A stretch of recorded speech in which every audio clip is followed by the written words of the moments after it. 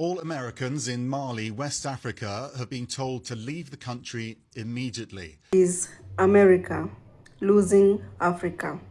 I don't know what to think about that, because for so many years, the relationship between Africa and the America has always been defined by the influence, the aid, and the pressure.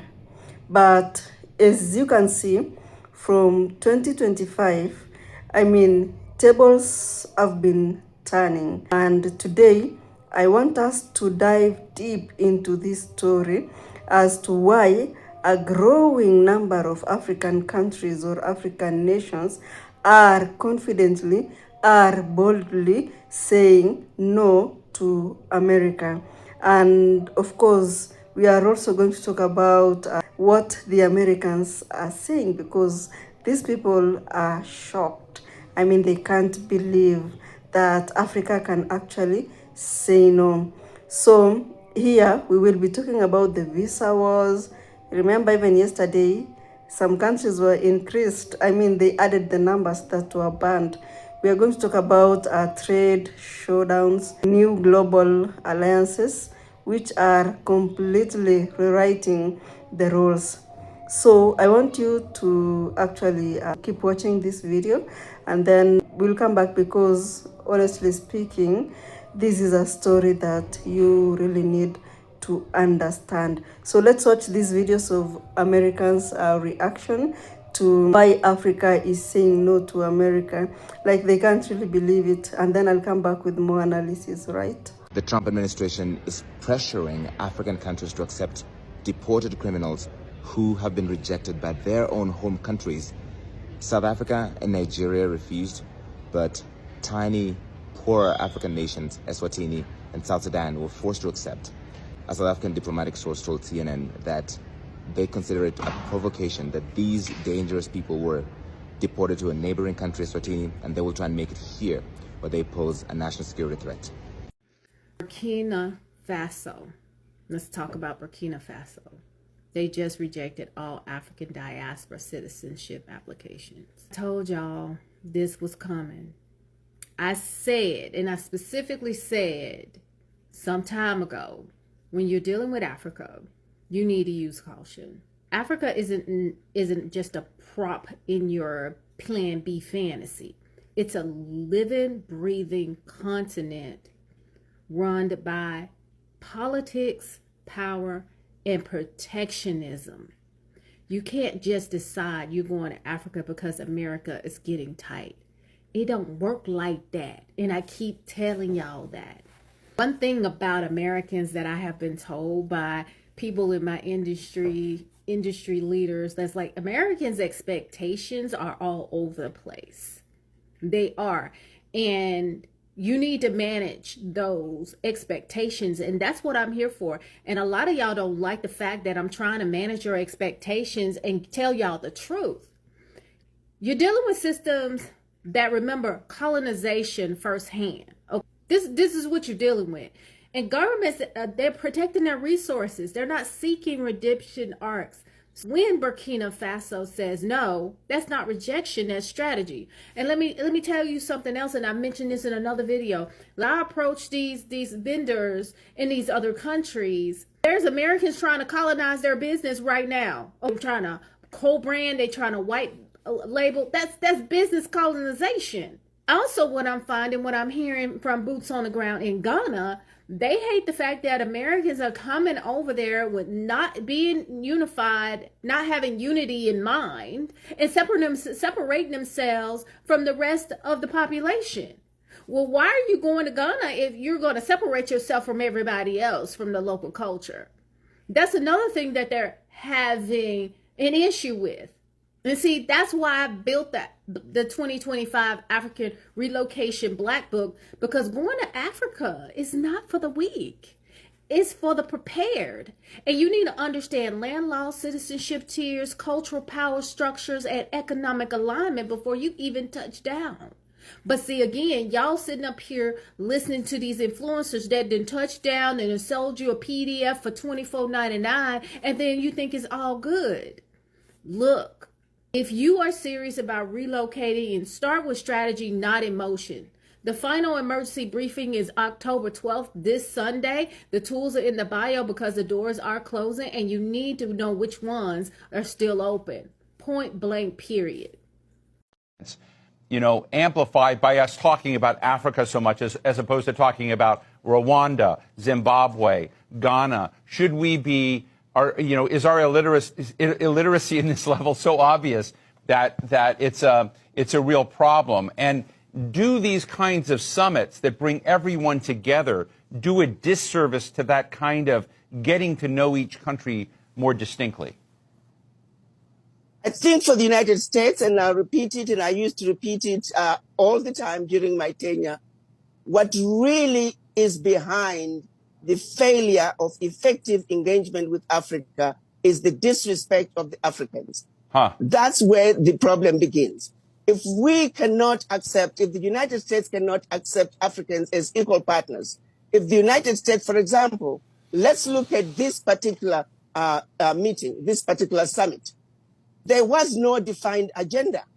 There has never been defined agendas whenever they meet with African countries as individual countries. It's always the United States setting the agenda, the United States setting the policies, and the United States telling the Africans about the policies. That is no way to have any meaningful engagement. If you take, for example, the FOCAC meeting that was held between China and the African heads of state, way in advance, the issues were clearly defined. The agenda was going to focus on trade. It was going to focus on aid. It was going to focus on investments. The African heads of states were engaged in the discussion, in the planning. The outcomes were clearly defined with a way forward in terms of follow-up. It was a fruitful meeting that addressed the issues that needed to be addressed between not only African countries individually with China, but also Africans collectively with China. There is no published agenda. There are no issues that have been presented to the African heads of states. Africans have not been asked to engage in terms of creating the agenda and making sure that when the African heads of states come to Washington, the outcomes, the issues to be discussed are going to be meaningful outcomes with follow-up and deliverables that are going to be beneficial to both. It remains a one-sided conversation with the United States telling the Africans the agendas and the policies. The Africans are not on the table to discuss issues pertaining to us, wherein lies the problem.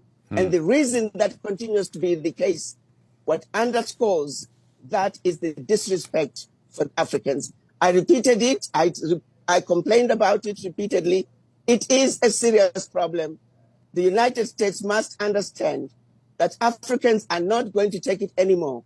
If you don't treat the Africans fairly, the United States is going to see itself slowly losing ground to China, to Russia, to all other nations, because without respecting the Africans, without treating the Africans as equal, without understanding that exploitation and abuse of Africa simply cannot continue. This meeting, this summit, is going to be yet another gathering with no outcomes, no deliverables until the next summit. I'm sorry, but the disrespect of the Africans is at the bottom of it all. Agenda for this meeting should have been set out in advance. Africans should have been involved.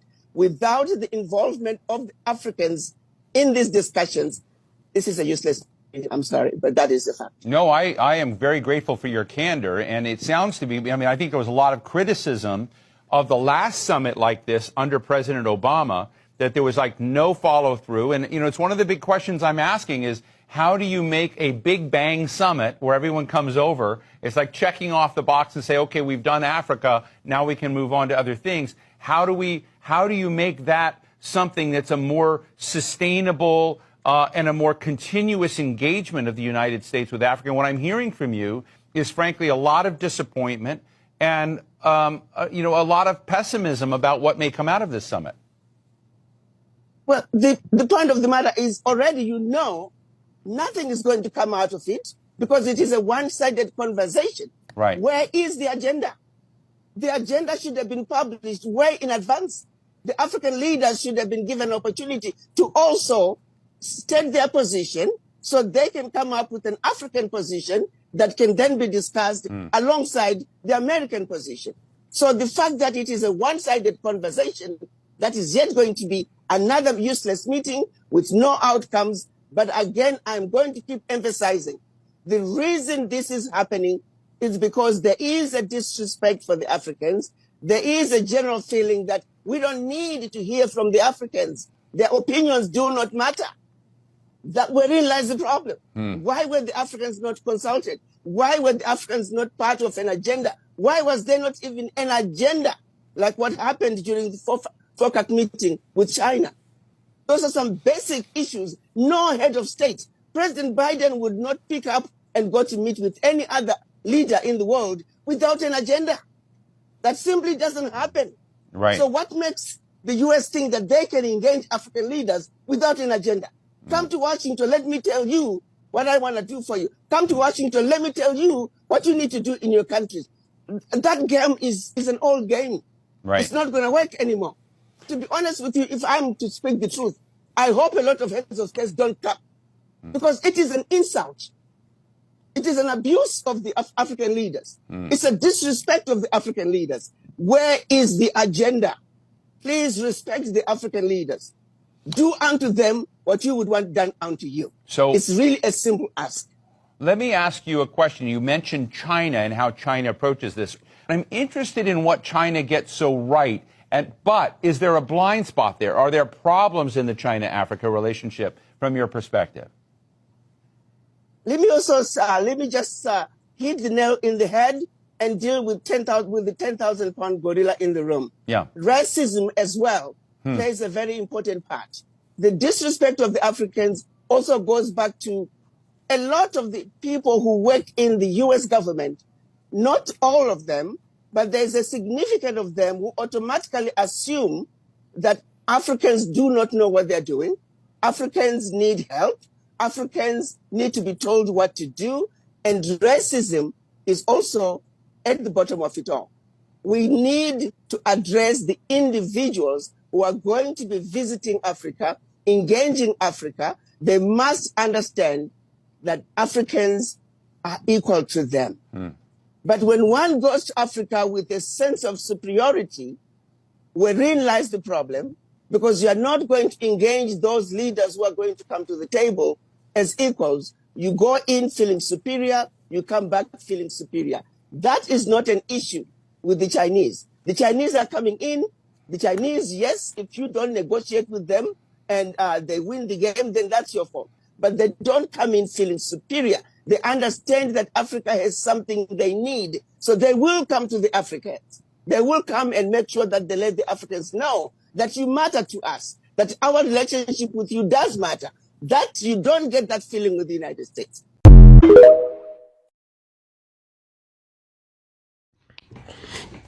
It honestly feels good being South African.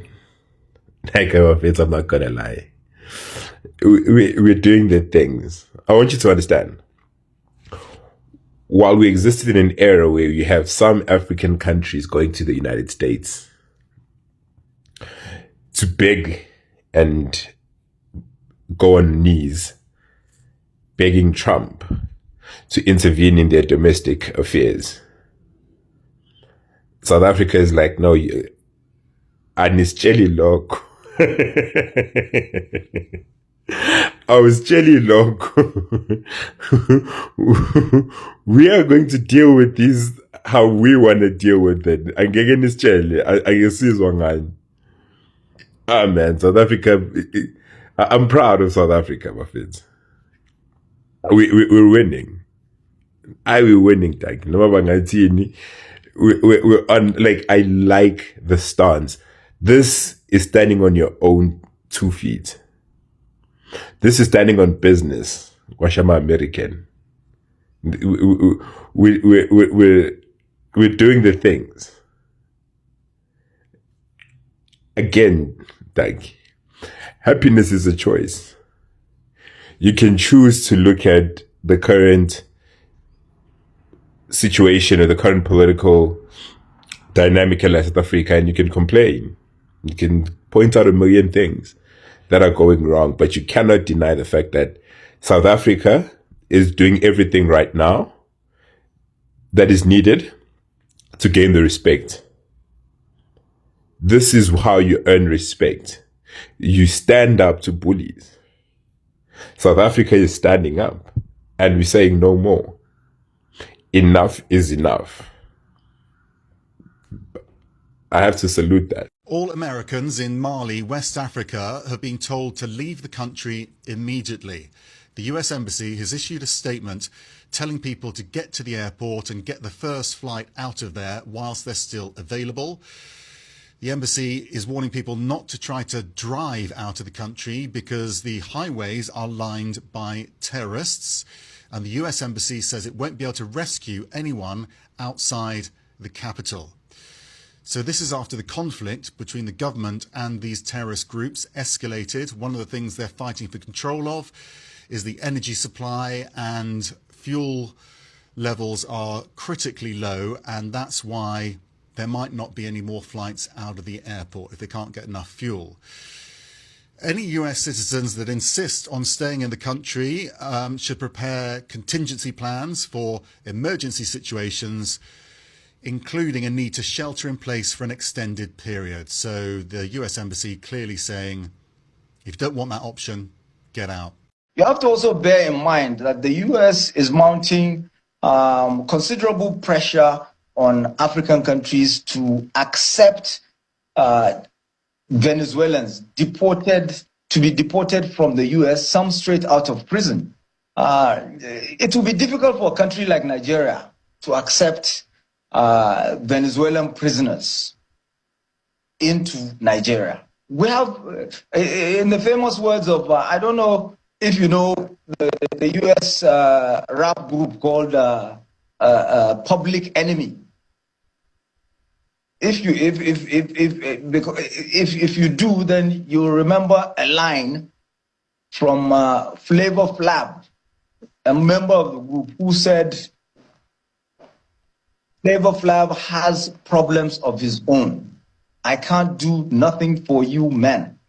We have enough problems of our own. We cannot accept Venezuelan deportees to Nigeria, for crying out loud. We already have 230 million. In South Africa, where local media is reporting that a high-level meeting involving top banking executives and the country's finance minister over potential U.S. sanctions is taking place, or rather took place. Now, Sowetan, which is a daily newspaper, said that their conversation focused on an American bill that, of course, is targeting African National Congress leaders over South Africa's ties with Russia and China. South Africa has just shaken the global financial system, and Washington did not see this coming. In a bold and unprecedented move, South Africa has rejected U.S. banking influence and announced the creation of its own national payment system, a system designed to cut foreign control, protect local money flow, and reshape how the entire nation handles digital transactions. For decades, African countries have relied on Western-backed financial network systems controlled from outside the continent, systems that can be switched off, monitored, or restricted at any time. But today, South Africa is saying enough. This isn't just a financial shift, this is an economic revolution. Imagine a payment network, fully owned by Africans, for Africans. A system that cannot be sanctioned, blocked, or dictated by outside powers. A system that strengthens local banks, protects national sovereignty, and gives South Africans full control over their financial future. And the most shocking part? Global analysts are warning that this move could trigger a major power shift in Africa's banking landscape. And U.S. financial institutions stand to lose billions in influence, access, and transaction fees. If this system succeeds, other African nations could follow, forming a financial wall the U.S. can't break through. This is bigger than politics, bigger than banking. This is about power, who controls it, and who takes it back. And South Africa has just taken the first step. Process. For decades, global money flows have been controlled by systems deeply tied to the United States, the dollar, the SWIFT network, and Western banking standards. But now, South Africa, one of Africa's largest economies and a major player on the global stage, is breaking from tradition. It is building its own independent payment system, one that reduces reliance on U.S. financial channels and strengthens financial sovereignty across the continent. This shift didn't happen overnight. It began with rising frustration among African countries over how the global financial system had been used as a tool of pressure, control, and sometimes punishment. South Africa saw firsthand how sanctions, banking freezes, and the dominance of the US dollar could influence domestic policies or hinder economic independence. But this time, South Africa decided it would not sit back and let others determine the rules of its financial future. To understand the magnitude of this decision, you have to look at how global payments work. For decades, most international transactions depended on the SWIFT banking system, headquartered in Belgium but strongly influenced by Western nations, especially the United States. If a country fell out of favor, if diplomatic relations soured, or if political disagreements escalated, access to this system could be threatened. When Russia was removed from SWIFT in 2022, many developing nations took note. They saw how a country could be financially crippled with the push of a button. South Africa watched as well and learned. In recent years, South Africa has faced growing pressure from various directions: economic challenges at home, geopolitical shifts abroad, and a global financial landscape increasingly shaped by rivalry between the United States and emerging powers like China. The government realized that depending on a system dominated by one country was not just risky, it was strategically dangerous. If a disagreement ever emerged, or if foreign policies clashed, South Africa's economy could be held hostage. So, policymakers in Pretoria made a groundbreaking decision. South Africa would create a sovereign payment network, one built in Africa, controlled by Africans, and used by Africans. The goal is to allow local currencies to move freely across borders without needing approval from Western financial institutions. This system would support trade with BRICS nations, African neighbors, and partners across the global south. But most importantly, it would free South Africa from dependence on U.S. banking influence. At its core, this move is about power: who controls global money flows, who sets the rules, and who has the right to operate independently. For decades, Africa has been caught in a financial loop that funnels its economic activity through Western hands. South Africa's new payment system aims to break that cycle. It gives the country the ability to settle transactions directly with partners, whether in rands, yuan, rupees, or any other chosen currency, without needing the US dollar as the middleman. Supporters of the plan argue that it will strengthen Africa's economic stability. They say that Africa loses billions every year due to currency conversion costs, dollar shortages, and Western-controlled fees. By trading directly, African nations can keep more wealth inside the continent, and with an independent payment system, they can avoid financial pressure that comes from global geopolitical conflicts they did not create. But critics, especially in Western institutions, see this development as part of a larger pattern: the decline of U.S. financial dominance. They argue that South Africa's decision could weaken global dollar flows and encourage other. So guys, I know that you've all listened to these videos that we just played, and my God, where is this all coming from? Because this is not just one or two isolated incidences. We are actually seeing a coordinated and a strategic rejection of American pressure from multiple corners of the African continent, from West Africa, South Africa, and even Central Africa. Name them, guys. So can we talk about the famous Sahel region in West Africa, because that is now very popular. Those people don't joke. I mean, I would say this was a stand move, a coordinated move, because Mali, Niger, and Burkina Faso, all of these three countries are military led, and all of them imposed a full visa ban on the US citizen. And this was not just a random act. They actually said that, we respect the principle of reciprocity. If you are banning our people from coming to your country, then we're going to ban your people from entering our country. The principle of reciprocity. So, in short, guys, what you are trying to say here, it's a direct tit for tat response to Donald Trump's administrations, who keeps expanding travel restrictions each and every week. I think now it's almost over 70 African nations, and I don't know if it's really fair. So Niger, Mali, and Burkina Faso, they have formed a new security and a trade bloc, that is the Alliance of Sahel State. And it's not just a protest, it's the formation of a new unified front. And I know you'll actually get to understand the reason as to why they are doing this.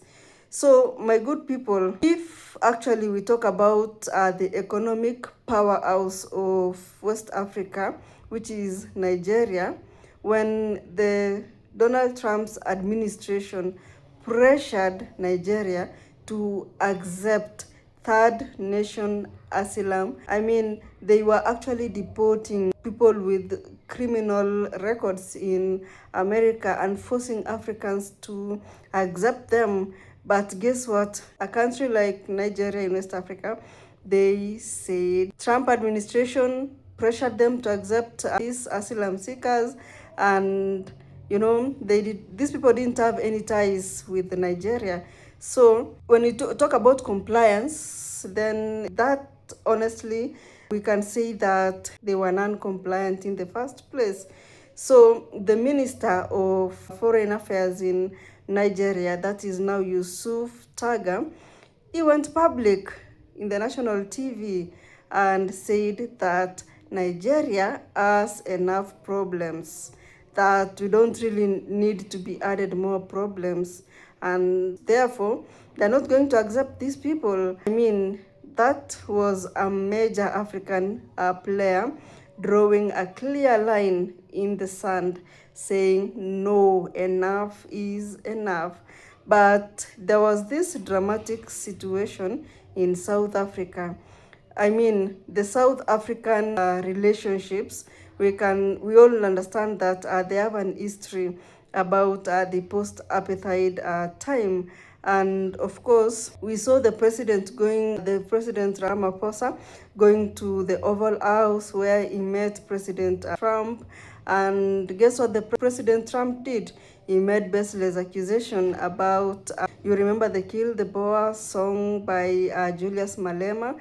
And the story was baseless in short. And of course, this particular all baseless story, it led to offers to African. I mean, they actually offered the Afrikaners in South Africa. They offered them asylum. And actually, the story didn't really make sense because he actually claimed that South Africa has denied the issue, the story, and therefore we gonna take them in back to America, that is if they want. So during the G20 summit, which was hosted in Johannesburg, there was a boycott there, and there was so much threat to the bar in South Africa that is from, America. So what the South Africans did was that it actually hosted a joint naval exercise that was called Will for Peace 26, and that was in partnership with Russia, China, and Iran. And of course, that did not go well with the US, and it added more tension over the African Growth and Opportunity Act, which is actually a very key developmental or trade deal. And of course, if you talk about the tariffs by America, they increased it by 30%, and that was a crisis. So the big question here is, why is all this story happening, and what is really fueling the continental resistance? And of course, if you talk about the storm of American policy backfiring and the rise of alternatives, now if America refuses to work with Africans, then they have China, they have Russia. I mean, it's just awesome. If you look at Donald Trump's administrations, the policy that they always keep talking about America first, of course, I will say what the Africans are doing at the moment is African first, the policy, or what they're trying to respond to Trump. And guys, since the new administration got into power in America, they have been slashing aid across all the departments that has been supporting Africa, and that is humanitarian, climate, development funding, and it was devastating, of course. So I can confidently say that according to the news outside in the internet and even in the TV, more than 5 million Africans, will go into extreme poverty by the next 1 year. So millions are losing aids, especially in Congo, and it's not just about policy shift, it's creation of a vacuum.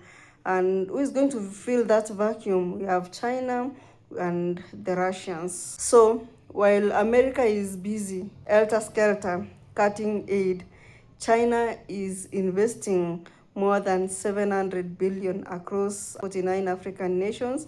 And remember, we are 53 African nations in total. In the Africa itself, it has 53, or is it 54 countries. So China has already supported 49 African countries, and that is through roads, infrastructure, name them, guys. So if you talk about the diplomatic presence of the Americans, it's shrinking, it's going down, and many embassies are actually closing down. I think if you go to the online and to the internet and search about closure of American embassies in the entire world, it will actually reach almost 20. I believe so. Anyway, my good people, China has been a great support of African countries, and it's actually giving, is it tariff-free access to 53 countries in Africa, which is great. Tariff-free, tax-free goods. Oh my God. I think that's why so many goods from China are cheap, actually. And the world has resorted to telling people that goods from China is fake. When you talk about Russia, on the other hand, they are actually helping the African countries in terms of military support, which is great. So we get infrastructure on the other side of China and military support on the other side of Russia. And for the first time, Africa feels like they have real options, they have real alternatives, which is great, which is amazing. And you can imagine, we no longer depend on the superpower thing. I mean, we can choose our partners freely, but of course it doesn't come just like that. So because the moment you say that you want to be free, we want to depend on our own, you'll just, like some chaos here and there, like what is happening in West Africa. So if you talk about Africans choosing between America and China or Russia, it's not about the quest for sovereignty. African nations are building their own path, and they want to move forwards. They want initiatives like African Continental Free Trade Act that is going to support the continent's trade. And they just want a vision. And of course, rejecting this policy from the superpower is going to be one of the best. Being confident, it's going to be one of the best things to do in this world. So Americans, from the clips, you can see that their reaction was insane. I mean, you can't really believe that they are coming out with confusion and mixture of everything.